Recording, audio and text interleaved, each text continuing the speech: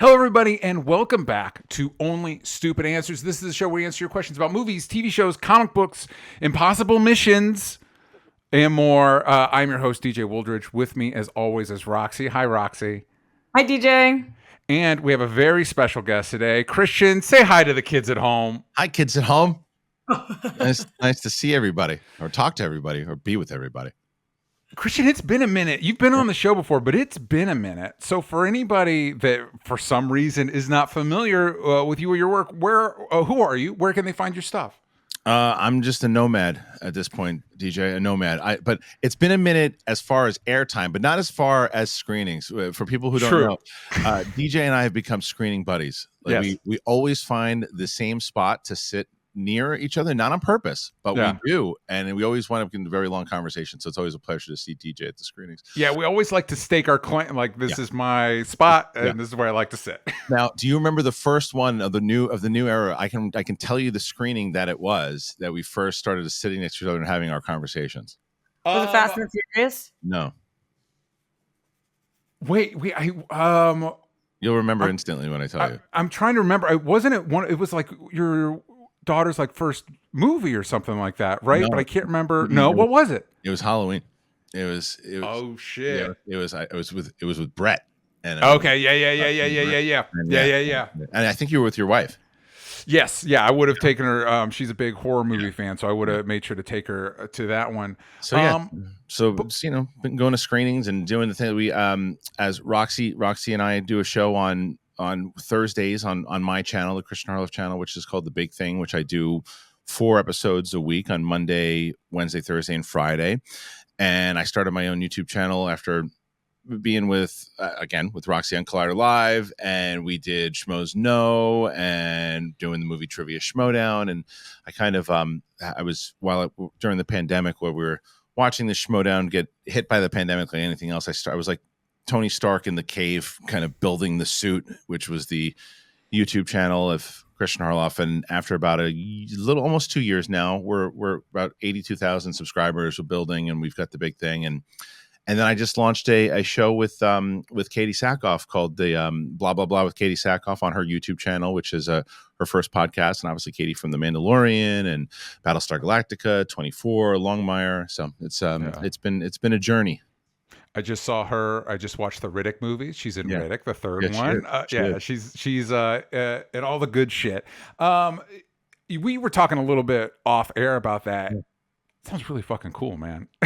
Yeah, I'm excited about it. It's like Roxy actually gave me a boost of confidence yesterday. I didn't tell Roxy this, or 2 days ago when I was like, anytime you launch something, and Roxy's like, I think this is a sure thing. And I was like, I said, I don't think anything's a sure thing. She's like, I think it's a sure thing. I said, I don't know if it's a sure thing, but like I appreciated the vote of confidence from Roxy, just because Katie's below. You and I were talking about it. The thing with Katie is that she's so genuine, she's so honest and open, but she has what a lot of people don't. And I think someone that Roxy mentioned inside of that conversation is that Katie has the potential. Like Drew Barrymore right now is kicking ass on her talk show on television, right? I actually think Katie has the ability to be the Drew Barrymore of our space, because you don't really have. There are a lot of really great women who have podcasts in general, but in our space, there are not. Like the actors who have the podcasts and in the interview space are like Michael Rosenbaum, John Bernthal, Dax Shepard, people of that nature. And there are a lot of, like I said, I think Rachel Bilson has a show, but that's kind of focused around the OC. But in our space, these interviews, these types of things, I think Katie has that audience for the action, the people who love the action stars, women love her, men love her. So, and she's so good at interviewing. We just announced that Bryce Dallas Howard is our first guest next week, and it's a fantastic conversation between the two of them. It's really great. That's incredible. That's so cool. There will be links in the description. Please go check it out. You won't regret it. Roxy, how are you doing today? I'm just like, honestly, first of all, it's so bizarro for me to have my worlds merge like this. And second of all, I feel like, DJ, this is a big pat on the back to you, because Christian, do you ever do anybody's show anymore? Like, I feel like you have so much going on. I don't see you guest anywhere anymore. It's very hard for me to do it these days. Yeah, it's very hard. Yeah, I cannot believe it. I like DJ a lot. and not that I don't like other people, but it's just I had some other people ask me recently, and people who I really like a lot, and I was just like, I just don't have the time. And like the Friday thing helps because Monday through Thursday is slammed, and even today, like, and this was on me. Like this morning, my wife was like, I want to go to breakfast with the kids, and I was like, yeah, let's do it. And I realized, I knew that I had your show at 10, and then I realized, shit, I haven't uploaded my show yet. So that's now that adds an extra hour to my day. So it's a pleasant thing to have, to have work, but it's also, as you guys know, you turn around and the time is gone. Yeah. And it's also wild. Yeah, it's also weird with what we like. It's just weird hours. It's weird. It's a weird hour gig. But yeah, I'm glad Roxy was able to give you a vote of confidence. She's very good at that. She's very good. I think the show is like the just best idea, smartest thing to do. And also it's easy to give a vote of confidence to something that you are the consumer for, right? Like this isn't me trying to guess, right. Would an audience like this? I don't know, because it's not my thing. Like blah, blah, blah is maybe your first show, Kristian, that I feel specifically is geared and catering towards me and a lot of other people, but like this is the show for me. I'm glad you said that. That's kind of the goal. The goal is that, and a lot of shows that we've done, even Collider Live, have been very male centric. And we wanted to make sure that this show was both, because it does, from her time on Star Wars and the things that she's done in general, and women really love her and men really love her and everybody loves her. So it's like, I'm hoping, fingers crossed. Yeah. Well, it sounds like you're off to a great start. Everybody go check it out. Before we go any further, a little business up top. Of course, if you would like to watch these episodes early or live, or get Patreon exclusive content like Spider-Versity, which I do with Sal from Comic Pop, or Roxy and my show, What We're Into, you can do that over at patreon.com/onlystupidanswers. Please give us 5-star reviews on iTunes. We really appreciate it. And normally every week we ask a question on Spotify. So if you listen on Spotify, be sure to check that out. And now, before we get into our main topic this week, which is Mission Impossible Dead Reckoning Part 1, we're going to do a little bit of news, because we got a big news week in the fan space. We got the official casting of Superman and Lois for James Gunn's new Superman Legacy, squeaking it in right under the wire of a potential SAG strike. We've got David Cornsweet as Clark Kent / Superman, and Rachel Brosnahan as Lois Lane. What are our thoughts on this casting? I'm sure you guys have already talked about this on your show. Definitely. Rox, go ahead. Even as you just put the picture up, DJ, it's so crazy to look at David Cornsweet. Like, the jaw, the eyes, the hair. It's Superman, and I have also no idea not for who nothing. it is. Not for nothing, Roxy. He's Jewish. I don't know if Let's go, Cornsweet. Yeah. Which also idea. I don't bring it up for nothing. The people that created Superman were Jewish. It means something. Right. You know who's not Jewish? Rachel Brosnahan, who played a Jew for the last 7 seasons and Mrs. Maisel, and did it amazingly. So might I add. But that's amazing. I think that's really a cool bit of information. There was a whole podcast that dropped about the Jewish creators and like how their Judaism was involved in creating Superman that I listened to. That was really cool. But 100%. I think that this is just like the best that they could have done. If he sucks, then it's not. And I don't know how he is, but he's been testing for so long that I have to imagine he blew them away, and that this is probably going to be, dare I say, the best Superman and Lois that we've seen yet as a duo. As a duo, because I think that what they've typically done, and somebody in the somebody at home can correct me if I'm wrong, but usually they cast Superman and then they chemistry read Lois with Superman. And they cast them together. So I feel very confident in the way that they want these two to operate together, as opposed to Superman and little old Lois. It can always be hard for me to replace Margot Kidder and Christopher Reeve, but I love this casting. I mean, I really do. The one, and as that picture was up there, a lot of people have been saying this, and they're like, "Well, he looks like Henry Cavill also." Henry Cavill also looked like, as Roxy just said, looked like Superman. Brendan Routh looked like Superman. the people who have been cast as Superman all look like this guy. Yeah. They'll look like this guy. They all are cut from the same cloth. And so, yeah, they all kind of look like each other. It's true. But as Roxy says, see, with the difference is Henry Cavill, I had seen a movie years ago that he first kind of debuted in, which was The Count of Monte Cristo. And he was in that movie. He played the son. And he was rumored to play Superman back when Brandon Routh got it. Yeah, so, I think he was auditioning when there was J.J. Abrams' Superman Flyby and stuff. He's been attached to the role forever. And I think even might have been around the McGee Superman thing. Yeah. Also, he had been in the works for a long time.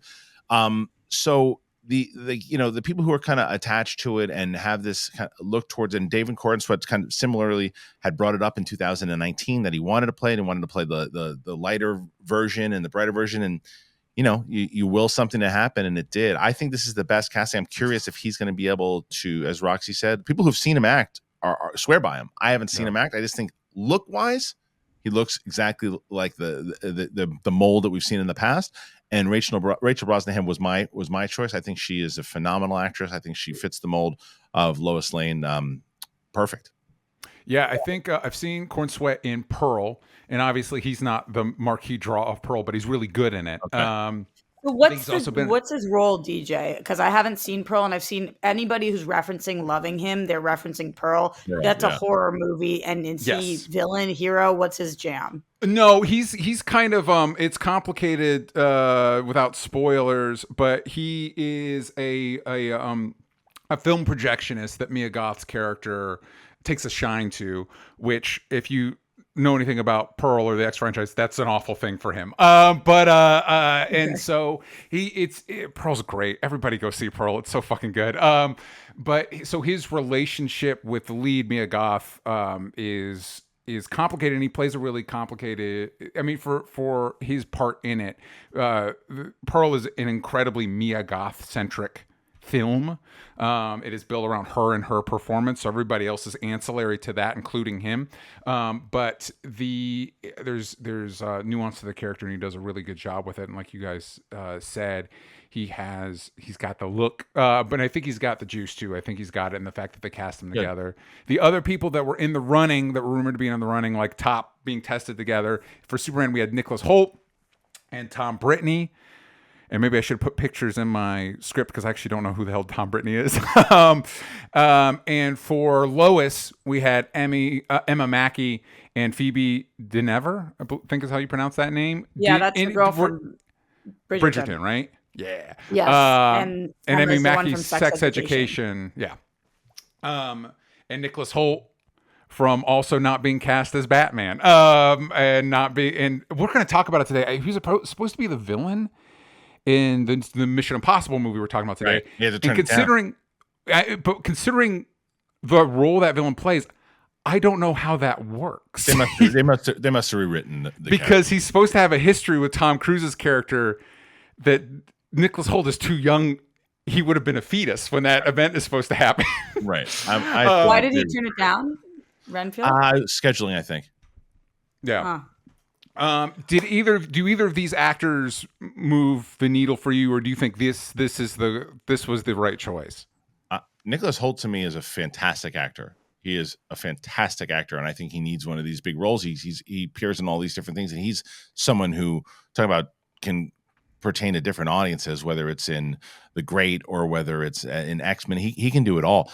I thought he was the wrong choice for Superman. I thought he was the wrong choice. I think he's a great choice for Lex Luthor. I would love to see him play Lex because I think he can get to that spot where Lex can be charming but maniacal, and I know that the Skarsgårds are also up for it. I really like Bill Skarsgård a lot, but anything I've seen him play so far is pretty maniacal. And Roxy had brought this up the other day with Alexander Skarsgård.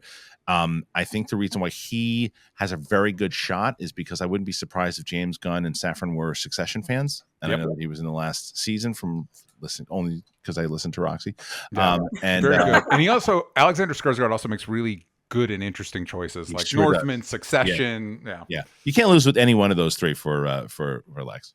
Yeah. A lot of people are also saying that James Gunn seems to this might sound silly to people, but like very meta things. And Alexander is already named Lex. And people think that might be something that would encourage Gunn, which I think is a little goofy, but who knows? Every inch makes a difference. I think that he's my choice. But going back to what you were talking about, DJ, with the other two names, the best thing in the world that ever happened to Tom Brittney was being in the running for Superman. I don't know who this man is.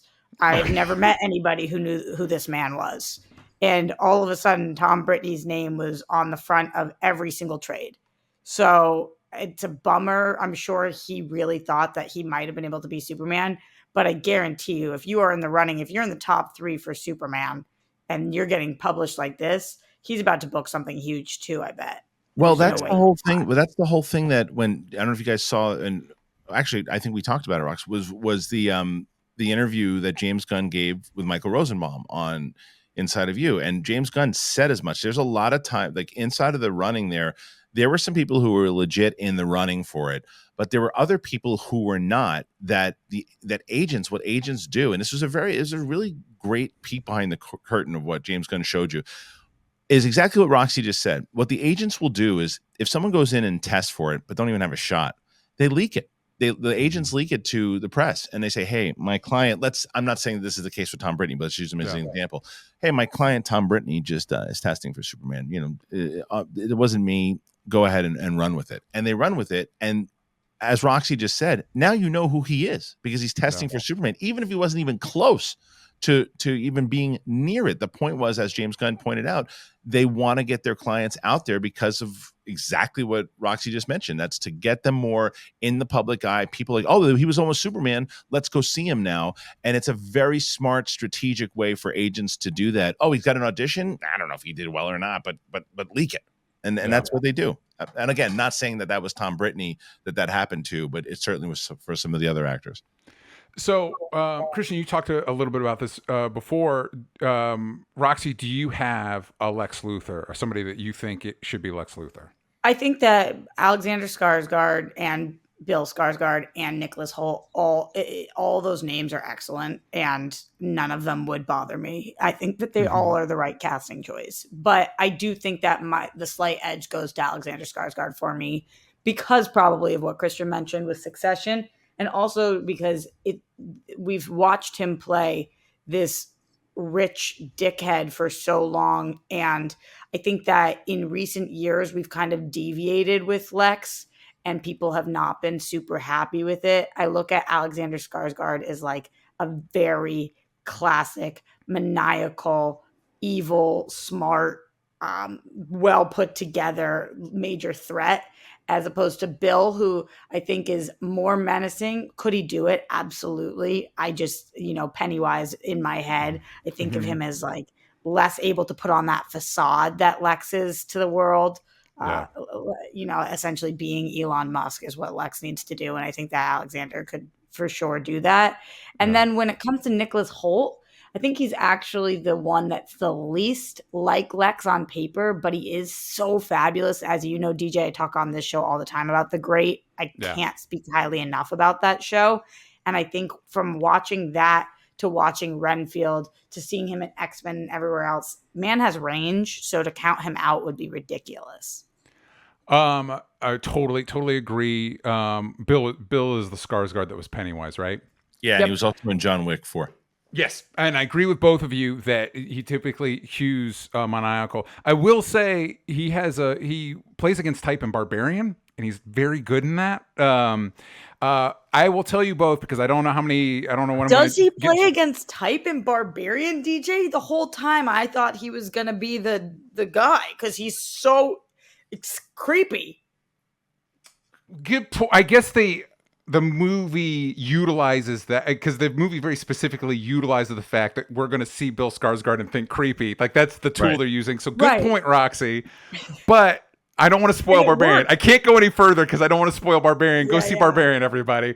But I will say my all-time, the person, and it would never happen. I can tell you both right now, I know for a fact this would never happen.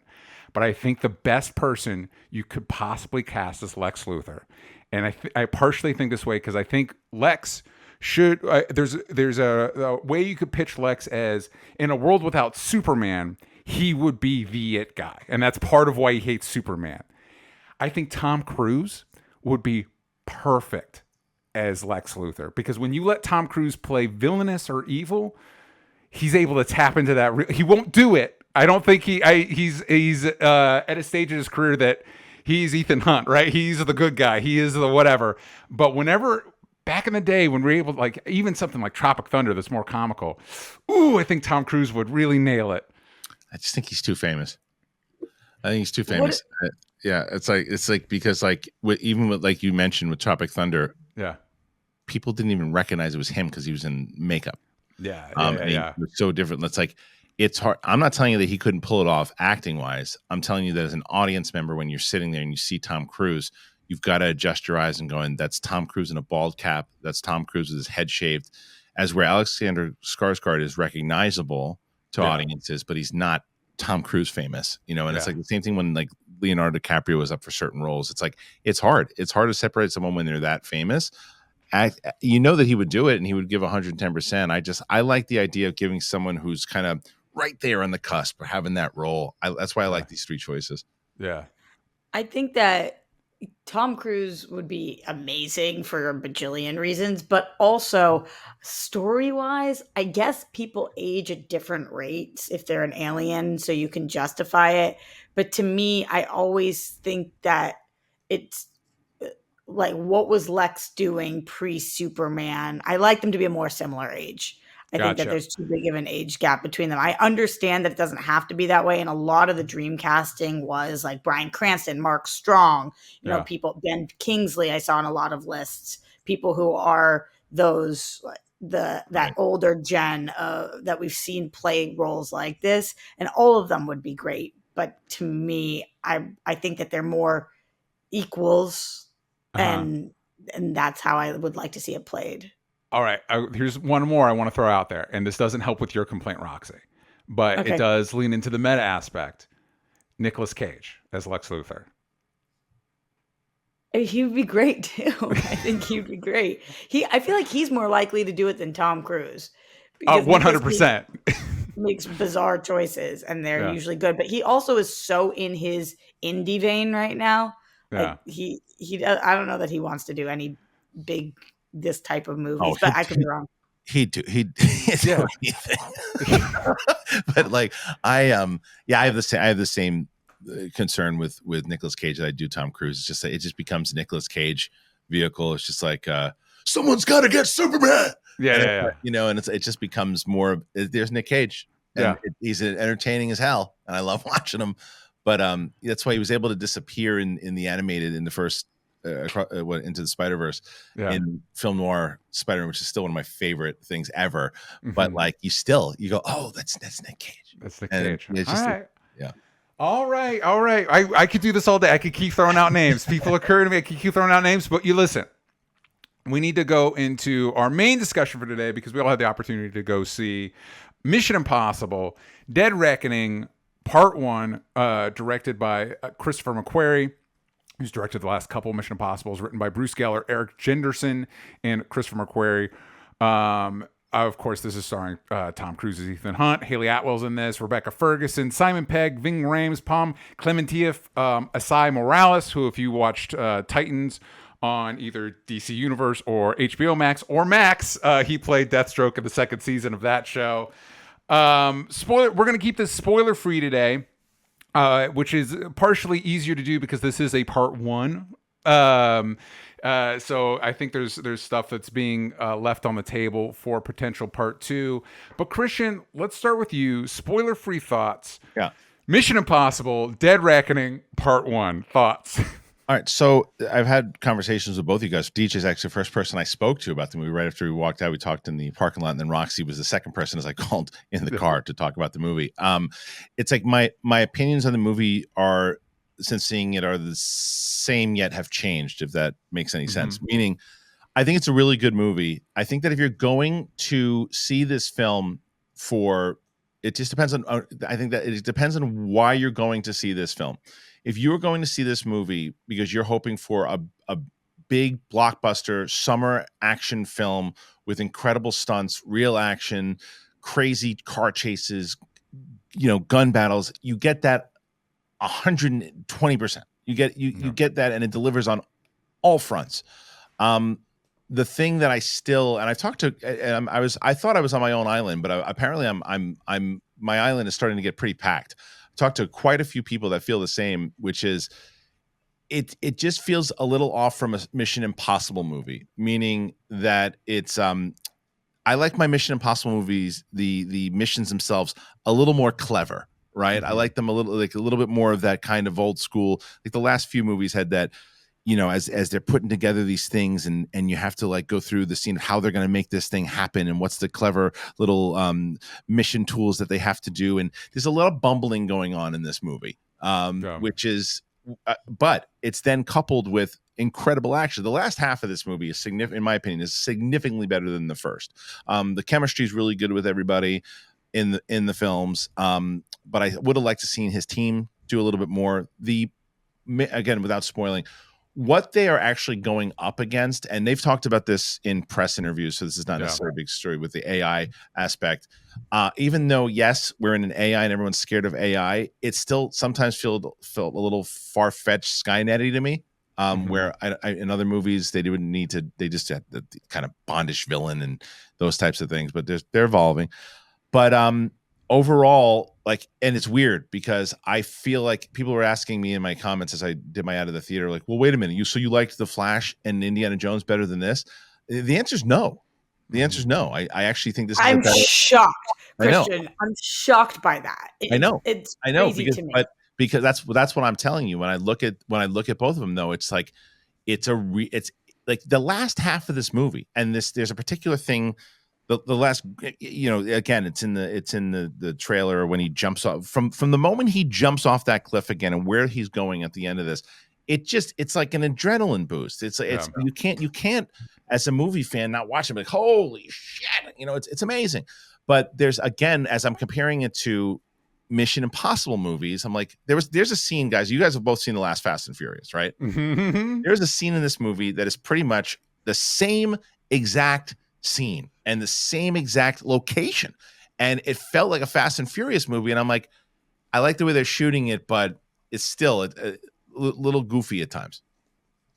All right, Roxy. I have zero idea what Roxy's I have no idea how you feel, movie. DJ. I don't know whether you liked this or didn't. That's so exciting for me. That never happens. Okay. I mean, what was interesting is first thing that happens, you're in a movie and you think you know how the audience feels, right? Because you're watching it and you're like, oh, I felt being in the screening we were in, I was like, this is the greatest movie ever. I'm obsessed with every moment of this. I could have watched another hour of it. It's not playing long. I think that every moment counts. I can't believe how badass this franchise is, how much Tom Cruise is just, he is like one of the last stars, mega stars, and also underratedly so, not to make this a whole like conversation about women in action movies, but I do love the fact that this movie has Rebecca Ferguson and Haley Atwell, Palm Comitia, and Palm, like there's no shortage of kick-ass action women in this franchise now. It's not just like the token one, and that often happens in these movies. So it's really cool to be able to like talk about all of these women that are kicking butt. And also, I think that after coming after Indiana Jones, to me, this was so much, the action was shot so much better. Obviously, that's not the point of Indiana Jones, but just watching this after that, I couldn't have appreciated this movie more. So I just loved it and felt like everybody had the same feeling as me. Afterwards, I'm on the phone with Kristian. It seemed like he had some qualms with it. Then I don't like to ever out any critics' opinions on things because I don't know what they say to me versus what they share. But I talked to three of my other friends that are very prominent in this space, some of whom Kristian probably talked to, and they all had the exact same thoughts as Kristian. And which was like the movie is a better movie than it is a Mission Impossible movie. Agreed. And I'm like, that might be totally true. I've seen all the Mission Impossible movies, as you guys at home know. I don't remember things like that. Mm-hmm. I like this franchise, but if you said to me, this happened in this movie, I'm like, was that Mustache Gate movie or what? Which one was that? Like, I don't, it's not my franchise. It's not my DC, it's not the way that, so maybe for me, those things didn't bother me because I'm not holding Mission Impossible to a standard of Mission Impossible. I'm just watching another movie. And all of my diehard Mission Impossible friends seem to think this was really good, but XYZ, and I had no buts. Yeah. However, Mike Kalinowski, who's a diehard Mission Impossible fan, like loved it, right? Yeah. That's a good point. That is a good point, huh? He loved it. I mean, he I haven't talked to him in depth, but like from what I heard, he and I saw his tweets, he like loved it. So I think fans are gonna really respond to it. I do think the only thing I pushed back with Roxy just a little bit, I felt it did feel, to me, it felt long. It felt like it was a long movie, and there was a lot of great moments to it, but it did sometimes feel like they were drawn on the action for a little long. And I also agree with Roxy though. The action was significantly better, I think, than Indiana Jones, and that's why I preface this to start my whole thought chain with the fact that this is a great action movie. It's just like I said, I just want it to be like, to me, Mission Impossible is more than just an action movie. Before we get to my thoughts, you both have brought up something that I've wanted to vent about and discuss. What's going on with why are movies so long all of a sudden? Like, especially like this is a part one of 2 movies, and it's 2 hours and 45 minutes. What are we doing? What are we doing? what's happening? Roxy, do you feel like, I feel like you're the one that would push back on this. Do you feel like movies are getting too long? I go back and forth on this because a movie's too long if it feels too long.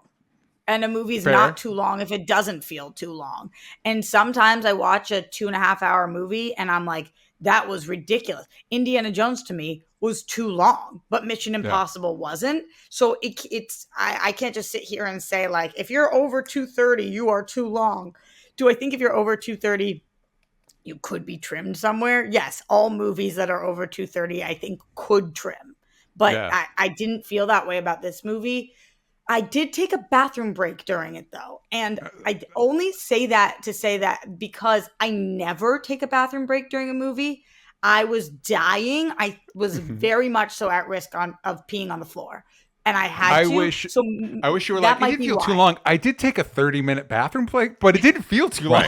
No, I sprinted. I came back the next day to finish it. Maybe 30 seconds.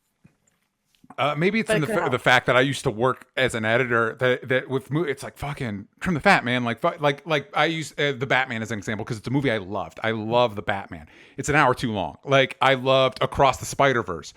Trim 20 minutes off that thing. Like get it to an hour 40. Like, you know what I mean? Like we for some reason I feel like we've gotten a little overindulgent with runtimes. Kristian, what do you feel the same way, or am I the only one that's like, hey, let's start trimming shit down? I'm with you because it adds to a second problem that I have with movies right now, specifically, especially during the pandemic and after the pandemic, is length leads to cost, and movies are too expensive to make right now. They're way too expensive to make. Indiana Jones cost $300 million to make. That is insane. Yeah, that's insane. That does not include marketing. That's insane. Especially if you want to make that money back in any conceivable way. Yeah, when you're in Lucasfilm in the position that you're in right now, where all the spotlights are pointing at you, saying, "What are we doing? How are we going to make money for this company?" And it's like, "Oh, I'm going to spend $300 million on a franchise that is really primarily for people 40 and up, and hoping to get the younger crowd involved. And we're going to spend $300 million on it."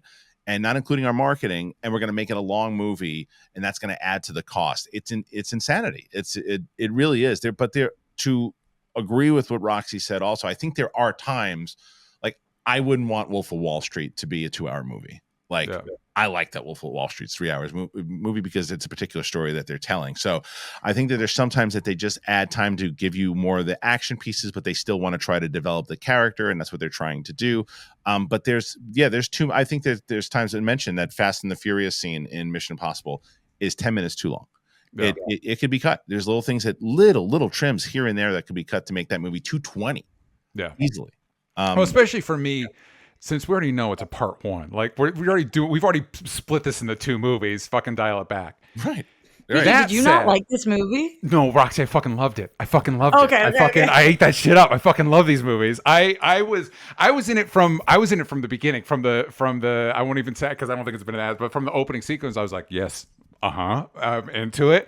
I do think that, again, a little overlong, a little indulgent. I do understand the criticism, specifically that the threat might be too heightened for this franchise, although there's always been, especially with the mask, there's always been a kind of like a slightly sci-fi element to it, and but what I think makes it work is the commitment to it, the walk we take to introduce the audience to the idea of this threat and why it's a threat. And this is one of the few times, like, how many times have we seen Ethan Hunt go rogue? How many times has somebody said, like, this is the biggest fucking thing you've ever faced?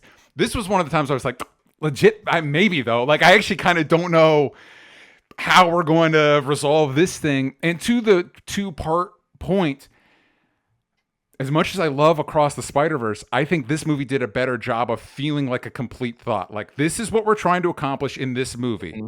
Accomplished. And this leads us to the next thing that we need to do next movie. But it's like, oh, but we finished. I felt like I got a full meal out of this. And not for nothing. Like, I think, Kristian, I totally understand, Kristian, your criticisms, especially. I've been rewatching the Mission Impossible movies because of this, and this one definitely lines more up with like a Mission Impossible 2 directed by John Woo, as opposed to a Mission Impossible 1 directed by Brian De Palma. But every set piece is so fucking good. Like, I can't, like, the and I won't go into spoilers, but like the airport sequence, the car chase. Oh my God. The car chase, there's been a lot of hype about the bike stunt. The car chase in Rome, I think, is where it's set. So fucking good. And then the final sequence on the train, it's like, oh my God, everyone, so good.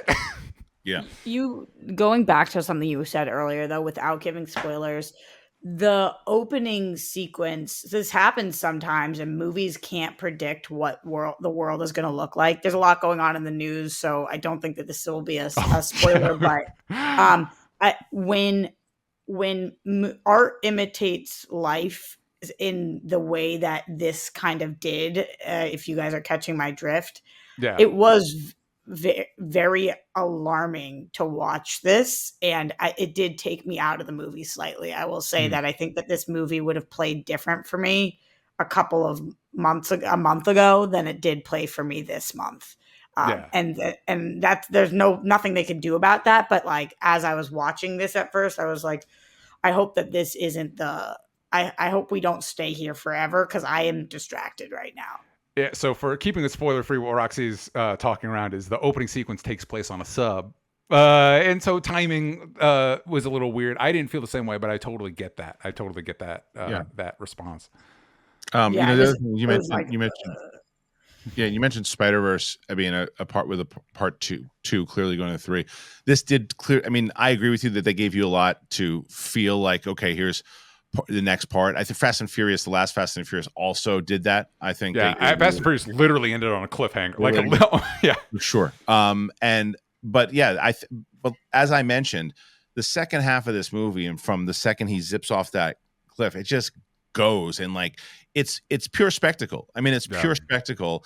And by the time I got to that point in the movie, I had already embraced that that's what this movie was. It's a spectacle, and I enjoyed the spectacle. And as I said, and I think that that's where when I was even critiquing it to Roxy when I was talking about it, I came off more so like, and it definitely probably played on the phone, like I just didn't like this movie, and that really wasn't the case. It was just I didn't like that it wasn't a Mission Impossible movie first and foremost, you know. And then as I thought about it, I'm like, it's a really good summer blockbuster action film with great set pieces, well directed, crazy stunts. It is, I mean, it is, but it's just like there was that thing that I love about Mission Impossible movies that was just missing.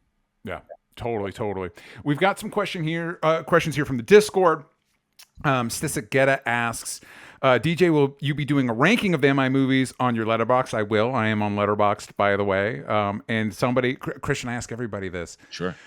After Twitter, where are we going? I'm trying to gauge for like, where are we going, everybody? Because every time I go on Twitter, a new thing's broken. Like I was just trying to search a tweet and then look under people I follow and it would just be blank. And it's like, what the fuck?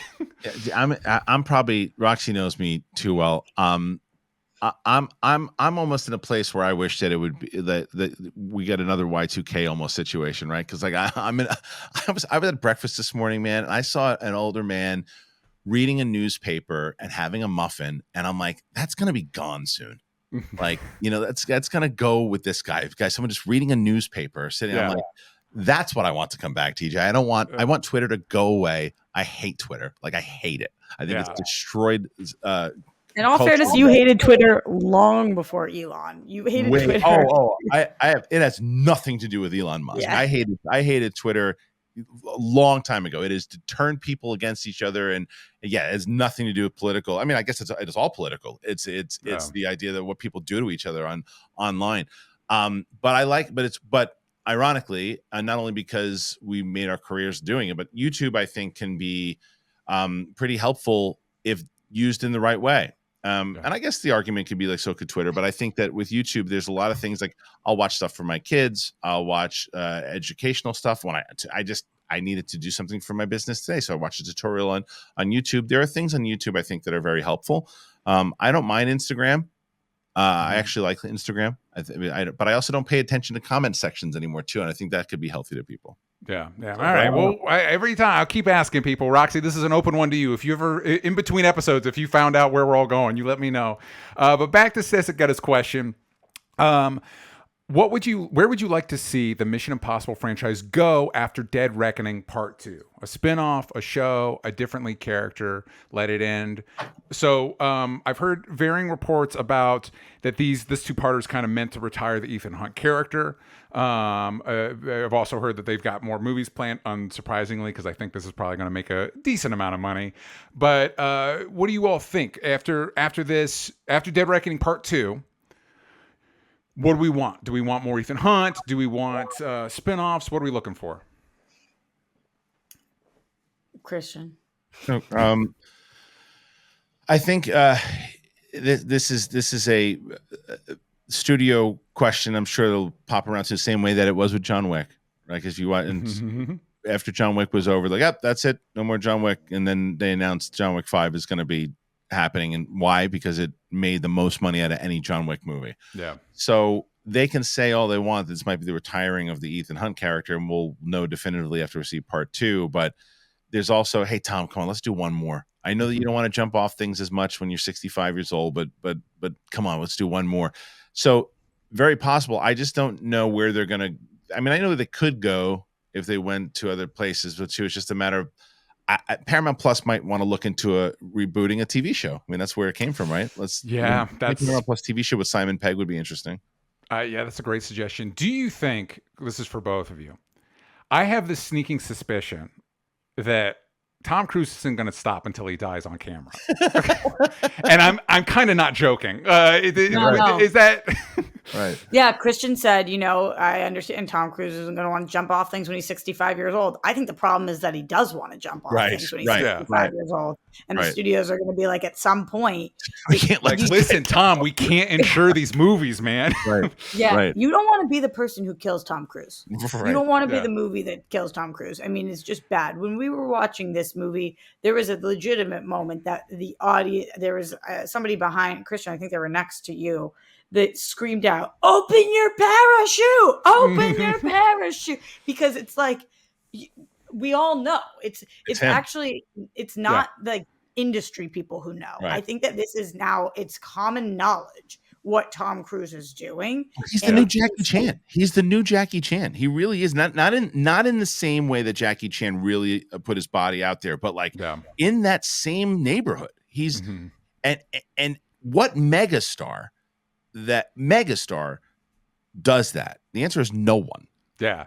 And well, as a fan, I love it. Like I appreciate it. Right. I do think like maybe it's a sign he should talk to somebody. Like, I don't know. Like, maybe there's things we need to unpack here. Like, why are we doing this stuff? But also, I was curious watching this, and I think you guys have probably heard about this. Like, okay, Top Gun Maverick. We've heard that he made all of those kids go to. I'm calling them kids. All the other people go to flight school. They all were really in there. They were all getting puking every day, super sick. Like, it's probably really unfun to do a movie with Tom Cruise, other than the fact that you get to star in a movie with Tom Cruise.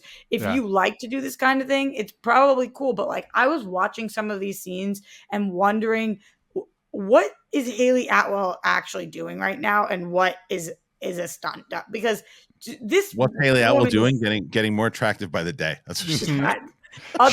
We haven't talked about her a lot. She's great in this movie. She's really great. She's very good. She's very good. But I'm just curious, like, at some point too, is it not Tom Cruise that's going to die? And is it one of his co-stars that he is positioned to be doing the things he's doing that they are not capable of doing? I don't think he pushes him in the same way that you think. Like, it's one thing for the planes, but I don't think when it comes to the other crazy stunts and things, the way that he does it, from everything I've heard from people who worked with him, that's why, like, and it's not just one of these hearsay things. It's other things that haven't been on the record. Apparently he's like a pleasure to work with, and he takes care of his crew. Yeah. From people like, so Top Gun Maverick, from what I've heard from people that have been on, have had an incredible experience doing it, because it's almost what Steven Spielberg said to him, right? When he was like, you saved the Hollywood industry, the movie industry. He just went back a little bit old school in the way that the movie making was made. And I think that especially this younger generation that was on the set doing that, like, that's what this Mission Impossible does as well too. It's like all real stunts. It's all these real things. It's like, yeah, sure, there's CGI in it, but it's really relying on real stunts. And so the audience feels it. And like you said, that parachute moment that people are like, no, open it up. Yes, it's because they know for real that he was probably doing it, but you're also in the moment because it's real. And that's what he's done. And I think that actors actually respond to that, and they want to be a part of that, because it's not really done much anymore. Yeah. So jumping off the Haley Atwell overall, Jake Hefner asked, does Haley Atwell dethrone Rebecca Ferguson as the coolest character in the franchise? And I would say, Jake, listen, nobody can dethrone Rebecca Ferguson. And by the way, anybody that's a Rebecca Ferguson fan, check out Silo on Apple TV Plus. I heard it's good. It's real good. She's real good in it. But I do want to take a second. Haley Atwell's fantastic in this. Also, did you guys get the feeling, bridging the two questions, that we were kind of setting up Haley Atwell as like the next Ethan Hunt? Like, hey, this is our next MI main person, or was that just me? No, I didn't get that feeling. I actually, when you talked about spin-offs, I would love to, and don't make facial expressions at this one, but I think there's a way to do it. I would love a Rebecca Ferguson spinoff of like what she's been doing during this time. We keep hearing mentions of things that she's been up to, or things crazy that have cool happened. Shit that we don't see. All this cool stuff that we don't see. And I was like, I think that she is just amazing. Like, to me, it's her and it's Emily Blunt in like the top two positions of these like action stars that I just think are so dynamic and charismatic, but also have like a softness to them that's really cool and engaging. I love her. So I don't think that they were setting up Haley Atwell, because also Haley Atwell makes a ton of mistakes in this movie. I don't think it was like she was coming and outshining Tom Cruise. The character she's playing was the character, not actually Haley Atwell. Yeah. I thought Haley Atwell was incredible, and so was Rebecca Ferguson. They were both fantastic in this film. I just kind of go back to what I was saying earlier. I think that especially Paramount Plus, as they're doing the shows that they are putting out, have been really, really good. I'd like to see a show hit that's not Taylor Sheridan. I'd like to see, something along those lines where and something of a big IP, and they need a big IP show. So why not push some certain adventures that Ving Rhames has to do inside of it? And you can almost feel like anthology inside the Mission Impossible series, where Simon Pegg has some missions, Haley Atwell has some missions. If Ethan Hunt, whether he dies or he retires or whatever, or if he doesn't, he almost does like what young Indiana Jones does, and he comes back for a mission, and they get him on a TV show, and Tom Cruise is on television. That'll get people on Paramount Plus. So I'd like to see a Mission Impossible series, plus the fact that it would be full circle to bring it back to the old TV show. I'd prefer that over a new movie. I think a new movie without Tom Cruise is a big risk. Yeah, I totally see that. And not for nothing. I think I like the TV show idea. Going back full circle, I would be interested if we did a follow up with Haley Atwell's character or Rebecca Ferguson's character. I think that'd be fantastic. I do like that TV show suggestion. I think that could be really cool. But I also want to say, not for nothing, just giving people their flowers. Pom Klementieff doesn't get a lot to do with her character. She's more like muscle, but I don't know whether it's her or her stunt actress. But like this movie really made me believe that she could take my head off. Like she has some really great action scenes in this movie. Yeah, I'm with you. Yeah. Well, Kristian, I'm more curious your thoughts on this one. No, you go first. I'll go. Okay. I'm with you. I think that Palm is given some difficult roles to make work, and I love Mantis. I really do. I thought that I think she did a great job in this, but I think it was a very difficult role. Yeah. To connect with or to feel to totally understand what the vibe was, just kind of. Oh yeah, especially later in the movie, you're like, "Wait, is this what we're doing?" All right, I mean, sure, I guess. Yeah, kind of. Yeah, I was like, so it was so funny because Roxy brought it up that she's like, "I love Mantis," and I was like, and you can see it happens on our show. I realized that it was the same actress who played Mantis while we were talking about it. And it's funny because very similar to how I felt about the movie, I actually liked her character better in the second half than I did in the first, because in the first, and I don't know if it was because of directing or whatever, she didn't really have a lot to do. And she was just kind of, it was almost like very Ruby Rose, John Wickish in the first half of it. And now knowing that it is her makes me even feel even stronger about that, because knowing what she's capable of and knowing what she's done, that they could have given her more to do. And especially what the arc is of the character in general. I think they definitely could have given her more to do, albeit probably would have added more length to the film, but it still is, by the time you get to the end of it, of what she's doing, I think it plays well. I think she plays well. Last question from the Discord. Mike Joyce, the stunts in the Mission Impossible movies seem to be pretty impressive. Do you think it's possible for them to keep going bigger? Not without Tom Cruise losing a limb. What's bigger? I mean, I guess bigger would be more dangerous in terms of like the elements. I guess they could do things with bad weather and fire. Other than that, I don't know. Well, I think just from a pure spectacle on screen, although Roxy, you were talking about people reacting in the theater to the parachute stuff, I'm not sure they've even topped hanging off the side of a plane or scaling the Burj Khalifa. Was it Burj Khalifa? Is that what the building for? Yeah. Like as far as, because the as cool as the bike stunt was, at first I was kind of bummed that, the big part of the press was showing the stunt. But now I'm kind of glad they did, because parts of that, the stunt is real, but to execute it, parts of it have to be CG around it, which I think made it feel less impressive on camera than it would have been if you were sitting there like watching them do it. So I haven't seen what you were talking about at all. I only watched this. I don't want to. It was so sick. What I saw was just the most impressive thing I've ever seen in my life. Or like because even though it's a different franchise, the shit they were doing in Top Gun Maverick, or like the helicopter fucking stunts in Fallout, like. Yeah. I mean, I don't know if they could go bigger though. I guess it's the same thing we were just talking about before. Don't doubt Tom Cruise. You can probably find something to do. But one thing that I know, DJ, forgive me if you were going to already bring it up, but one of the things I don't want to gloss over is Isa Morales also. Yeah. Who essentially kind of, again, without saying anything, this scene, by the way, that you're showing, this shot, this was Mission Impossible. This part of it. This is why the second half of the movie, that was amazing. The way that they did it, and there was also a certain blend of humor that they put in the movie that I thought worked. There were times that I felt that it was a little off character for some of the things that was happening with Ethan Hunt.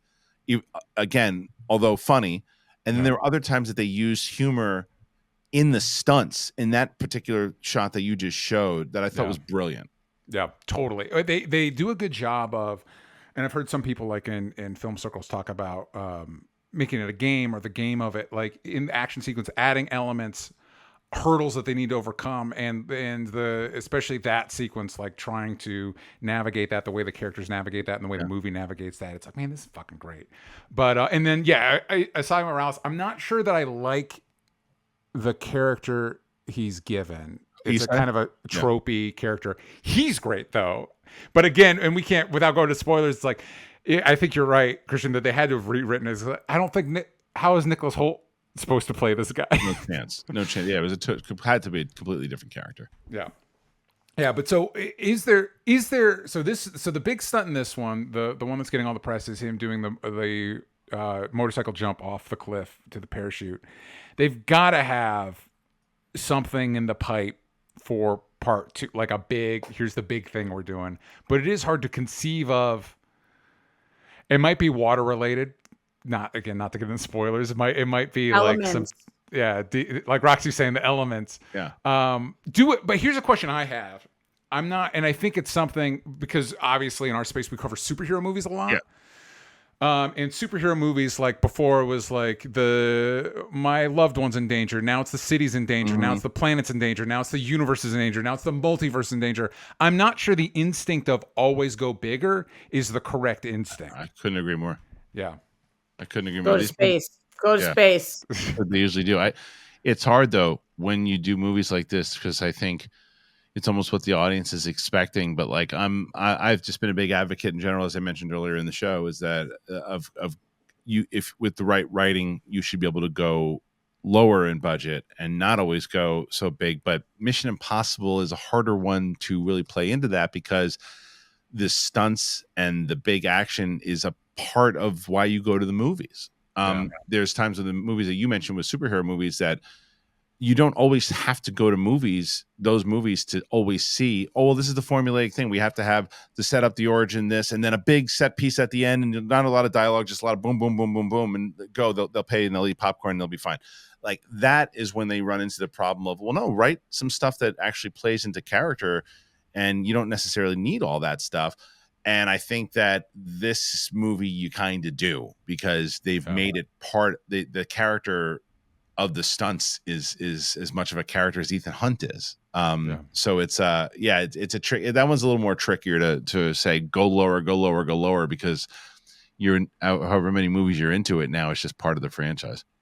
Maybe we see him hold his breath underwater for 7 minutes or something. Yeah.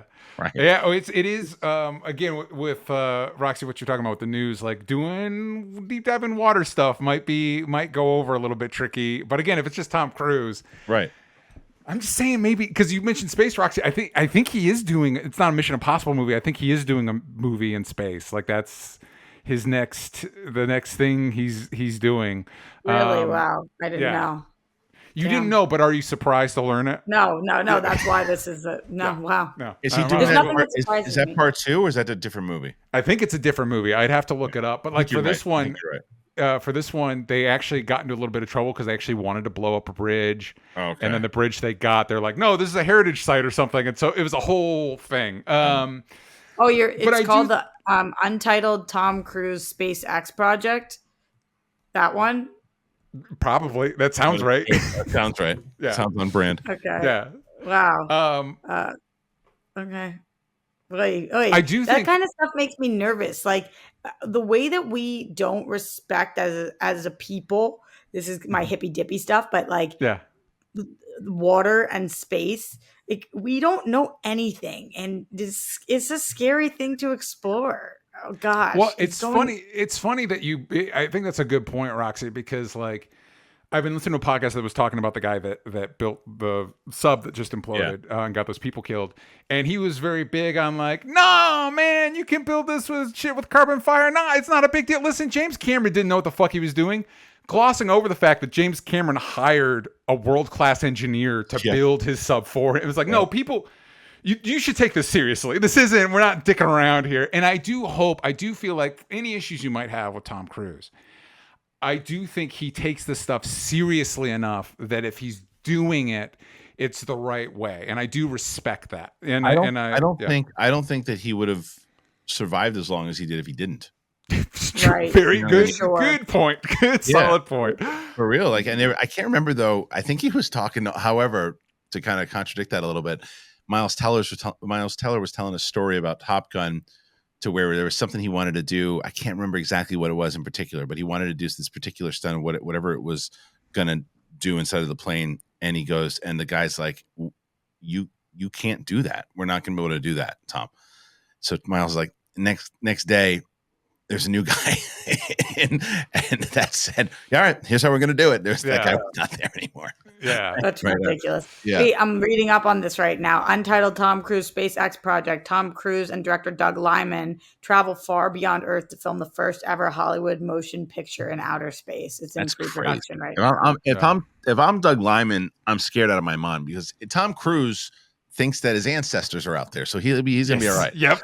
Yeah, like, he's not gonna be scared. He's not. Tom Cruise is the Jesus of his religion, like literally. for real. He does not think. I do think that Tom Cruise does not think that he can die, or if he does, he thinks that the spaceship's going to get him right before he's supposed to go.